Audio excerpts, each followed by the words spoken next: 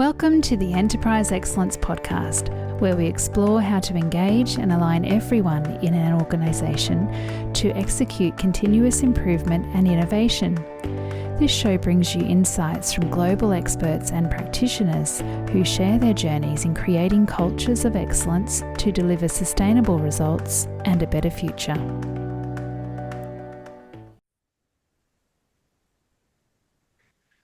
Welcome to the Enterprise Excellence Podcast. It is such a pleasure to have Mr. Stephen Nicoll on the show with us today.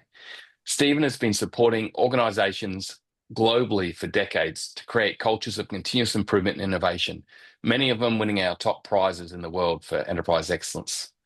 Stephen is the founder of the Lean Orange, an organisation focused on helping organisations create shared clarity and a culture of continuous improvement and innovation. Today, we're going to discuss the power of shared clarity and why this is a starting point to an excellence journey. Let's get into the episode. Stephen, thanks so much for joining us today. No, thank you. Thank you for inviting me. It's a pleasure. It's always great. The joy I get out of this show, Stephen, is as much the conversations I get to have with experts who have been there and done it, as much to share to our listeners. But Stephen, do you mind sharing a bit of your backstory? Like what got you into this field of enterprise excellence? Yeah, sure. So I spent most of my kind of career, if you like, working for an organisation called Corp. You'll be very familiar with them in Australia as News Limited, more likely. Yeah. And a great Australian entrepreneur in Rupert Murdoch. He was our boss, and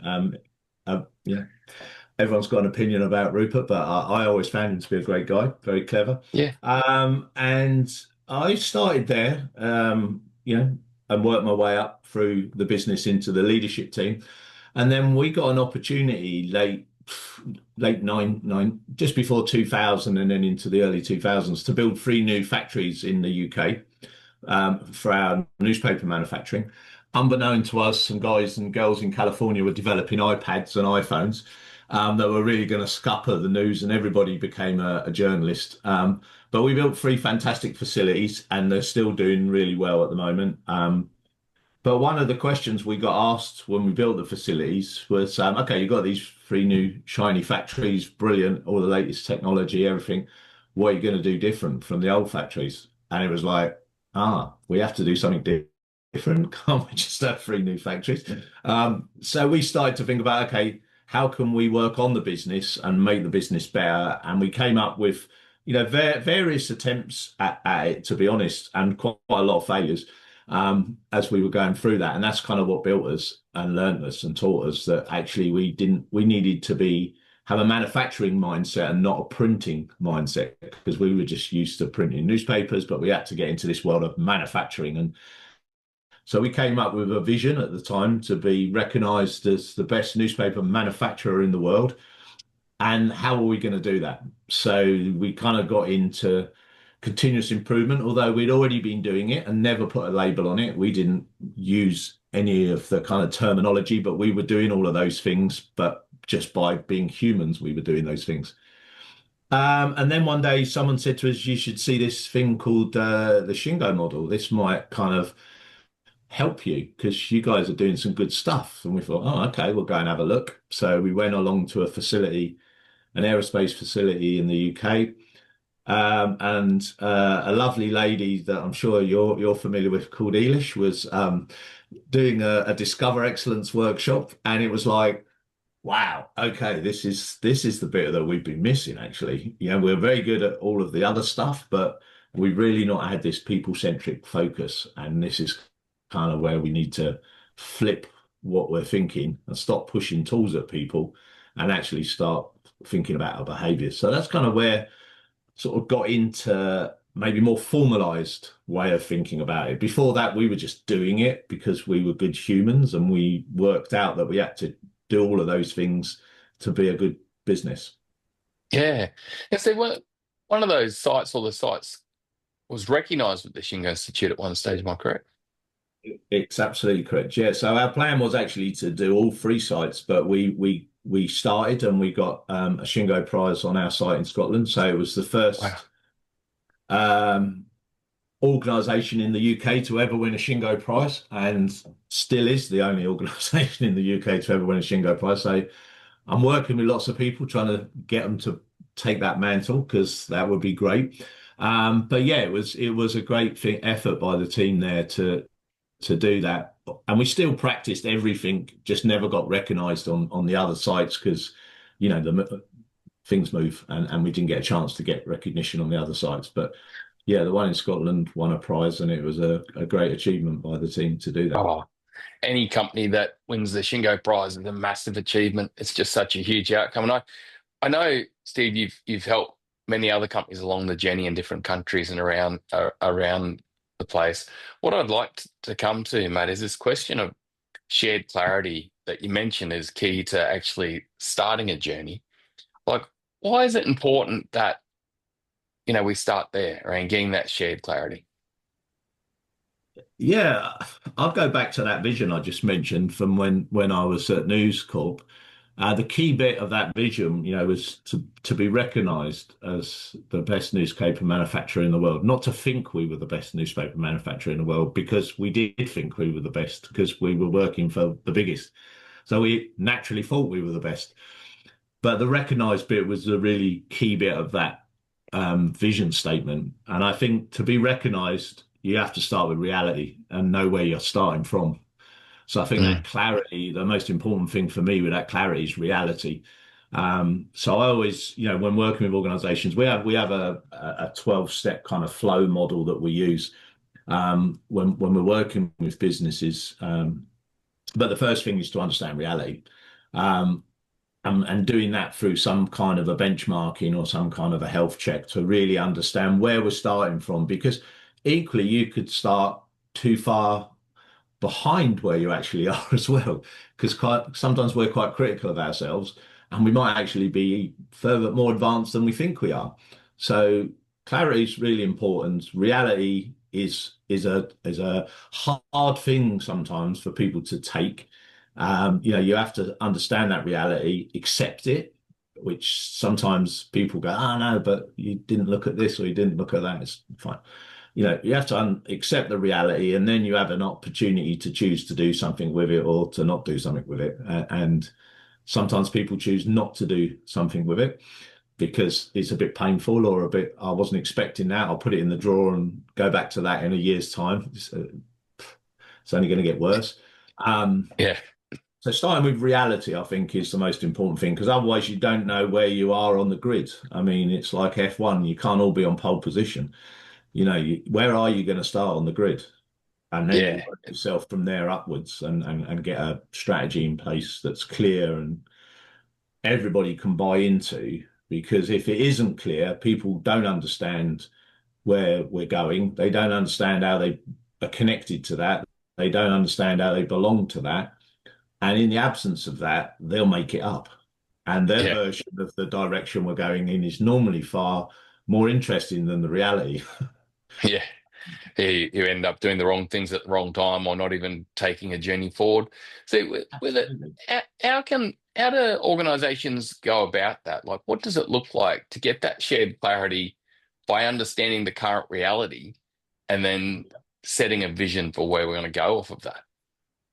Yeah, so typically how we like to kind of work with organizations is to start with, as I say, start with understanding that reality. So normally a benchmarking where very similar to, we talk about the Shingo model, very similar as, as an examiner, when you go into a site, you're trying to understand the reality and, is it actually where we think it is? So we have a very similar sort of model, which we would use with organizations to go in and have. It's not an audit, it's a conversation. It's really about let's talk to people at the workplace. Let's understand how they're feeling around, personally, how are they feeling connected to the strategy? Do they know what the strategy is? And one of the first questions I ask anyone on that benchmarking is, do you feel safe? Mm. Do you feel safe at work? And when I mean safe, I don't just mean physically, I mean emotionally. Your well-being, and do you feel cared for? Do you feel part of a community? Do you feel part of the character of this business, because I think that's really important that people know where they belong and where they feel from. And if the leaders have done a great job of setting that, then people will feel it. If people don't feel it, then that's down to the leadership team, because that's their job to set that and create that that understanding. So That's a we powerful typically question. start there. Yeah, I find it really, because people will look at you and go, yeah, I know how to raise a hazard spot. I went, yeah, I mean a bit more than that. Do you feel safe? Do you feel safe to put your hand up and say, why are we doing this? Or do you feel safe to say, we're doing some great work here, but it's the wrong work? Or is there a better way than the way we're doing it now? Is there a different way? Because we're too busy, banging our heads to stop and really think about, is there a better way than doing it Mm. this way? Mm. So I think that is a really powerful starting point. Get that benchmarking, and then with the leadership team, understand what it's telling us. Really Mm. understand the voice of the people, and again, not just talking about the team members, but talking about the management, talking about themselves as leaders. We spend a lot of time talking to the leadership team, because in isolation you can get some pretty different answers than if you talk to the leadership team collectively. Um, the leadership team can be quite reflective about how the leadership team is working. Are they working in isolation as heads of departments, or are they working as one team that's leading, the organization forward? So the benchmarking is a key starting point to get that reality from all angles. As the Shingo model tells us to look through, leaders' eyes, managers' eyes, team members' eyes, the benchmarking has to do the same thing. Mm. Wow. So you do this benchmarking, and you've got a framework around it, Steve, that allows people to really to unpack. I love the element you mentioned of a conversation, not an audit, Yeah. and at those different levels. Once you understand that current reality, and the senior leadership too are starting to understand, right, okay, this is where we're at. What's the next step when it then starts to come to that shared vision? What does that look like? How do you go Yeah. about that? So what we do is we create a playbook with the people that we work with, a playbook which is their playbook. I mean, there's lots of people out there that will sell you a playbook to enterprise excellence or their way of trying to do it, but that's not about creating flow and pull. So we want people to own it. We want people to pull it. So we take all the information that the benchmarking is telling us, and we pull it apart. And sometimes that's a bit painful for some of the leadership team, because there's bits in there that they think are here, and actually they're here, or whatever. We then use any other kind of strategy, whether the organization's got an X matrix or whether it's using some other kind of strategy deployment tool. Have they got some big capex projects that they're working on? Have they done a recent staff survey? Is there some other inputs? And we put them all together and then try to create a roadmap, because again, the most important thing is to do the right thing at the right time. And sometimes when you build a strategy, people want to do everything at once, or they want to just pick off the bits that they want to pick off and leave the other bits. So it's a really intense roadmap building session to say, okay, these are all the things that we've heard. These are all the inputs. Let's put that into a 1 to 3 year roadmap. And then what we do with our playbook is we put it into sprints. So we use agile sprints to say, okay, in sprint 0, we need to start to build and create the environment for transformation.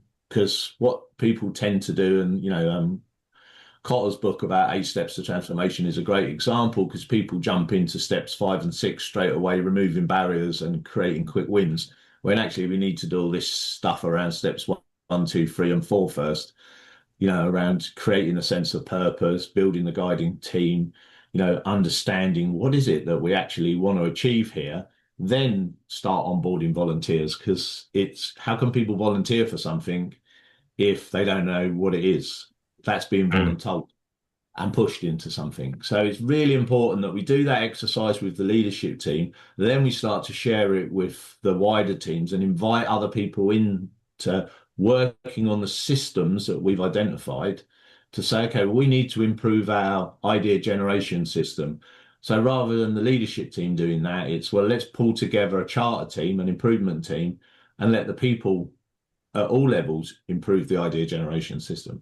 If we need to improve our appreciation and recognition system, how do we do that? Okay, we need to bring everybody in, because everybody needs to be appreciated and recognized for the work they're doing. So we work with the kind of road mapping. Then we go into the playbook, create sprints of manageable work. There's nothing worse than saying we're going to do this and we don't do it. And sometimes in business, we have really busy times, like there might be audits going on or customer visits. So we have to go at the speed that we can comfortably go at so that we're successful, and then bring as many people into that process as possible, and aim to get everybody working on something and contributing and feeling as if they're making a difference. And then there's a whole process around how we govern that and make sure we're staying on track. So it's great. It's built by the team for the team with our kind of coaching and guidance, and then we go forward. Yeah. I love, Steve, how out of your benchmark, you're helping a company define their way, like rather than a bespoke type of, like, I know I've got many books behind me on this bookshelf at the minute, which are like, it's like they're telling you exactly how to do it. But like, I agree with you, mate, when it comes to pull and getting flow with it, the more it's their language, their systems, their way already, you're going to have a lot less friction, aren't you? And then the roadmap and the sprint approach, which brings in as many people as possible to involve as many as possible. Yeah, it sounds really, really effective way to go. Because I think, Steve, when you look at it, you see the stats, and I think there's the old McKinsey study and Harvard studies and all these where they go that, 70 to 80% of these transformations fail. I think it could be actually a bit higher. Yeah, I think it is higher, to be honest. Or they don't achieve what they expected to achieve. They achieve something, but not what they set out to achieve with all that kind of enthusiasm at the beginning. Nah. And it whacked away, sort of thing. Yeah, and it can start to then slowly decline and just drift away.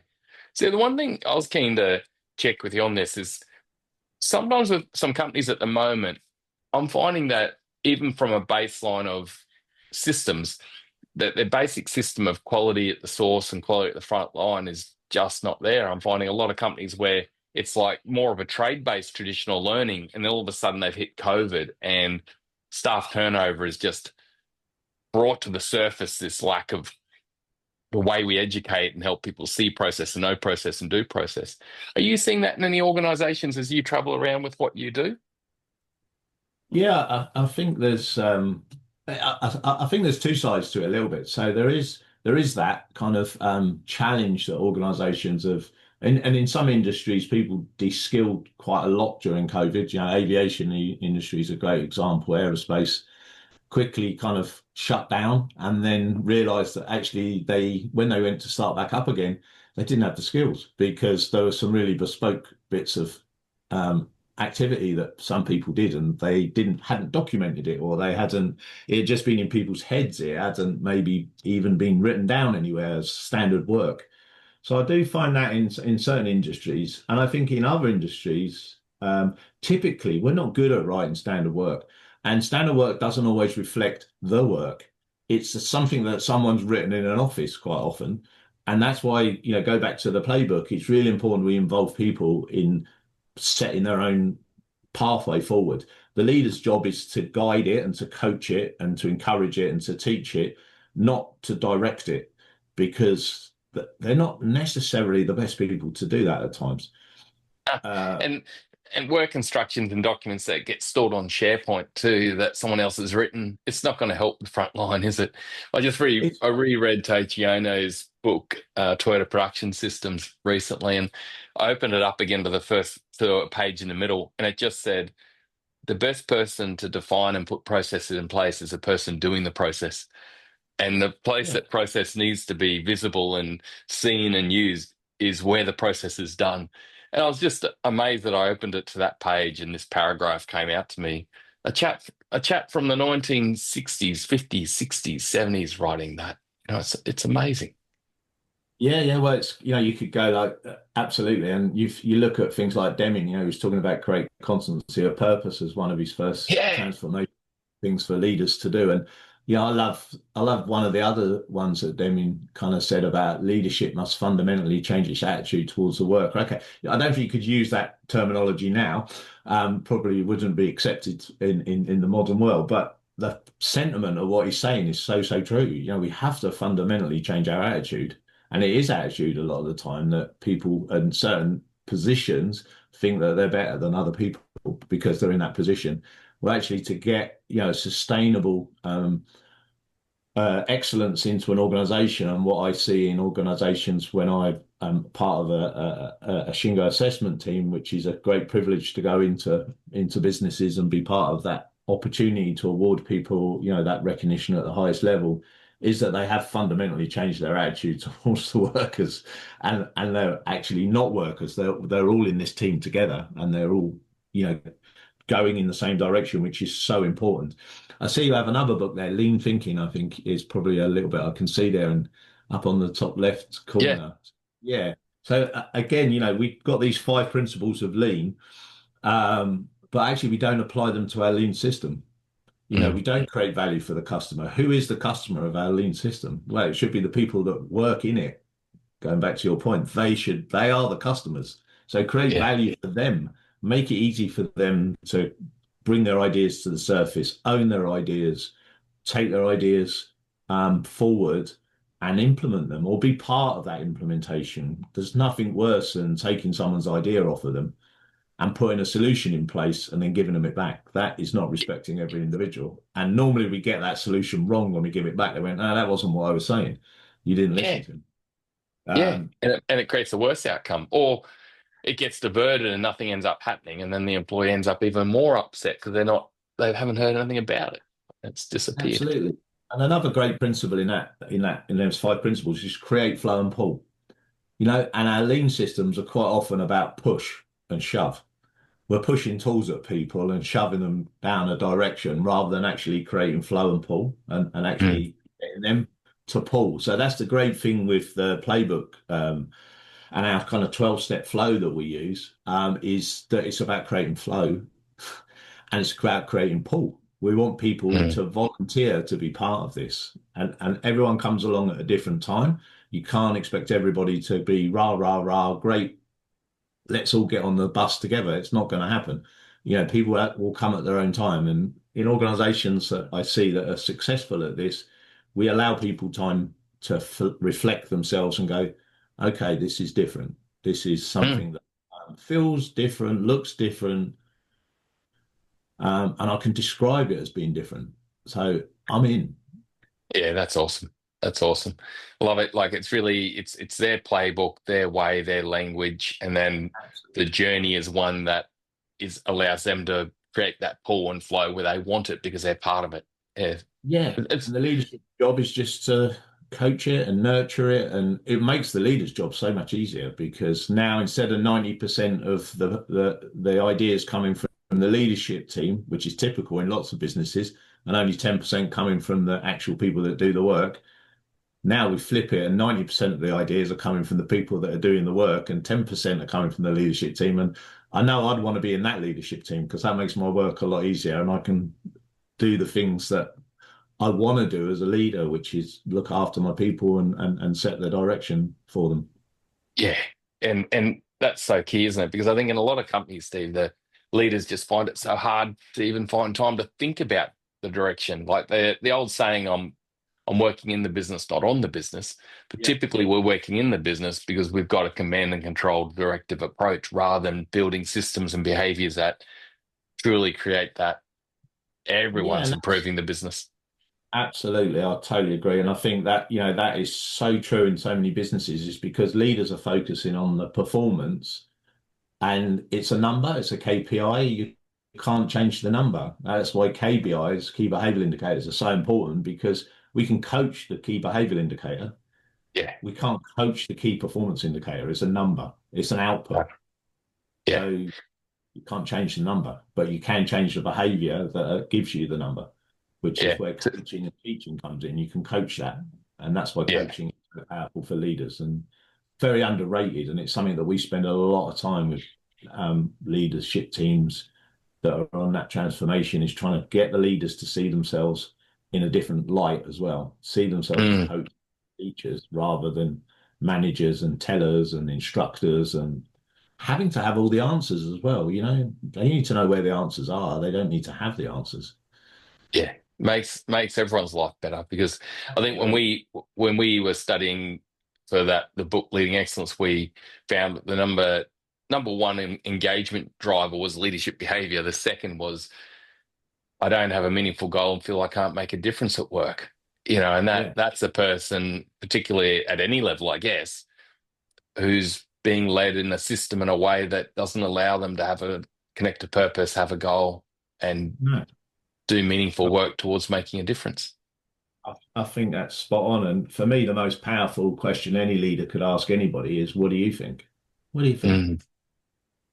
Mm, We all would like us to be asked, what do you think? And it's great when your wife asks you, what do you think, isn't it? So wouldn't it be great at work if someone asked you, what do you think?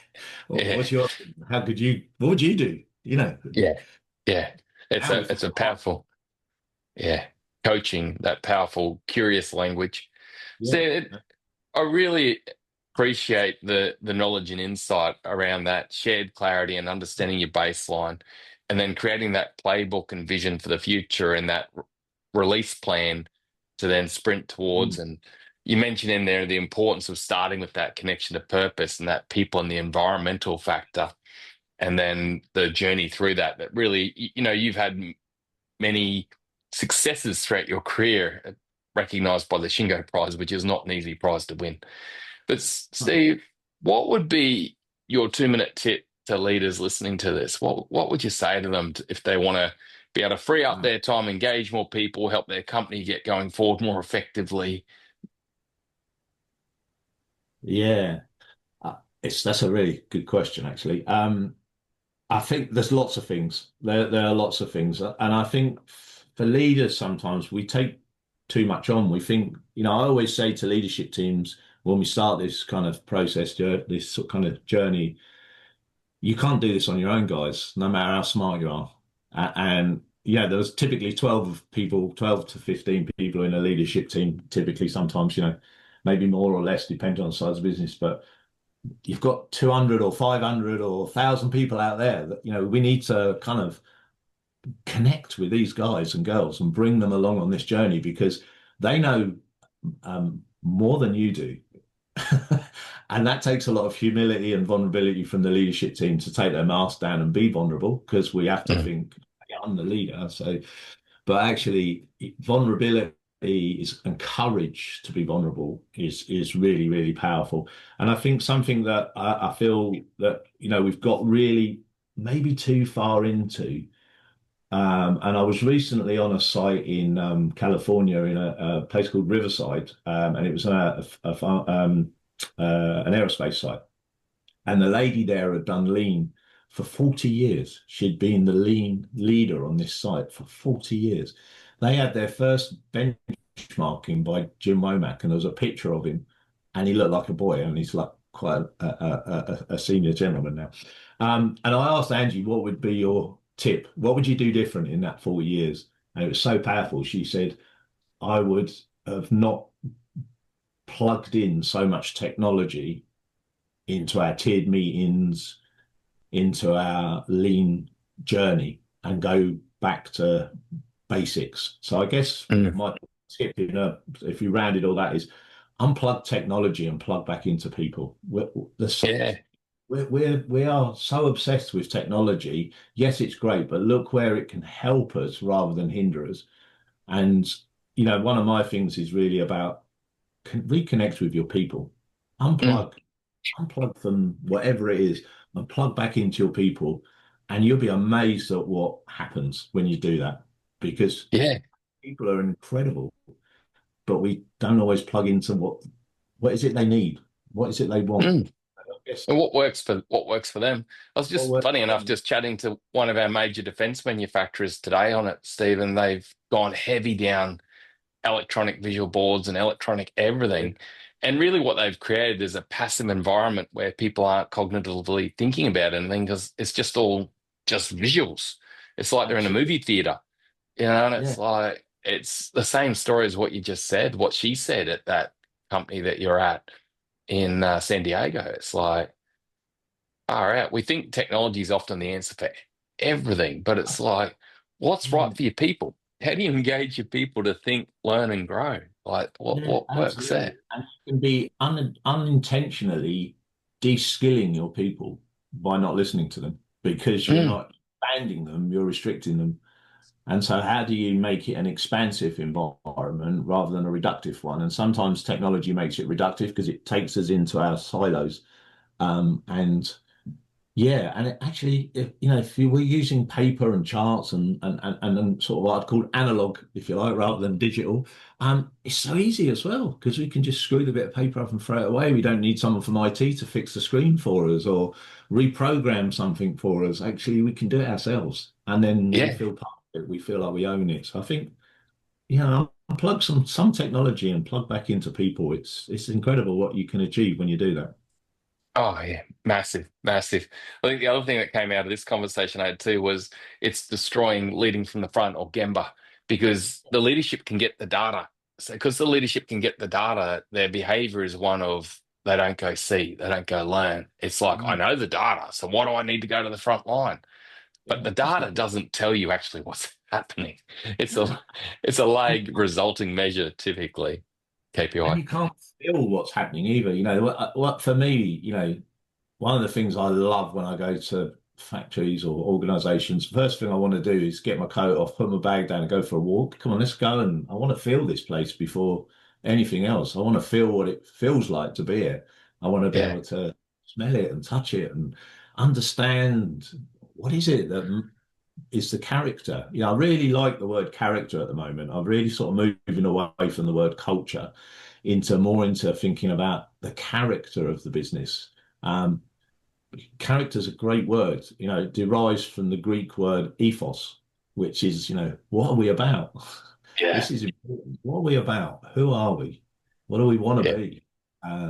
So I really like the word understanding the character of a business rather than culture. yeah. Culture, it's there already.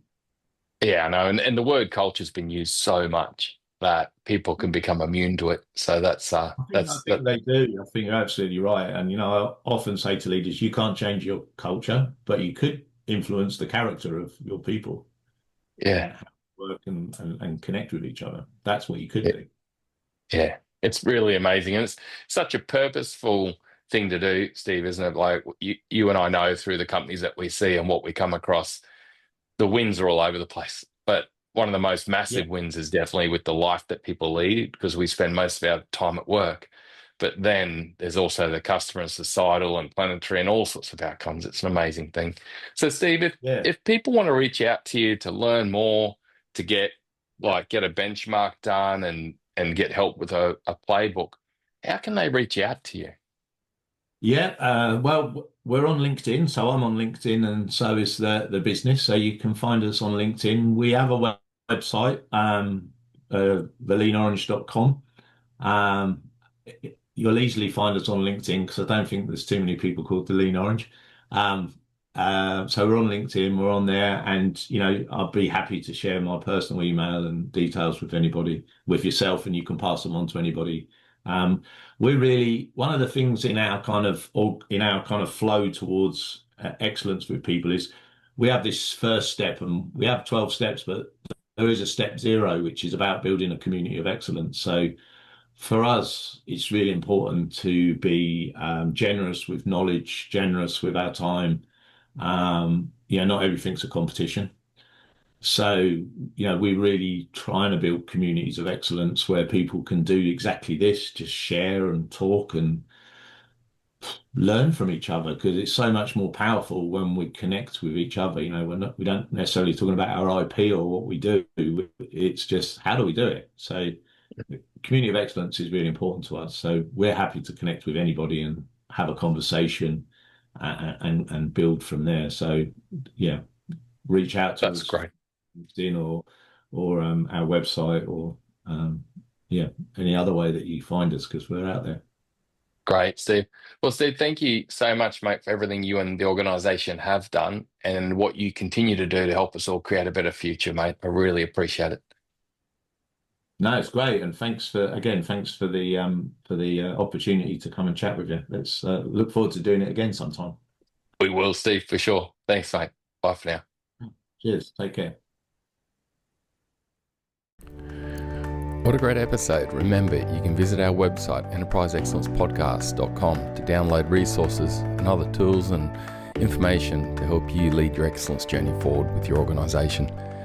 There were two key takeaways for me from this episode. Firstly was the structured approach that Steve and the team took to actually helping a company transform towards excellence. I think this provides real clarity and focus and helps you lead it through in a project way to ensure change management and sustainability. The second key takeaway for me was the focus on engaging everyone in the process and this collaborative approach, actually making sure that everyone's involved, and through that it helps with the change management, the outcomes you get, which I know that Steve and the broader team within his organisation are achieving. Thank you so much for your time, knowledge and experience. Again, Steve, thanks for everything you have done and continue to do to help us create a better future. Bye for now.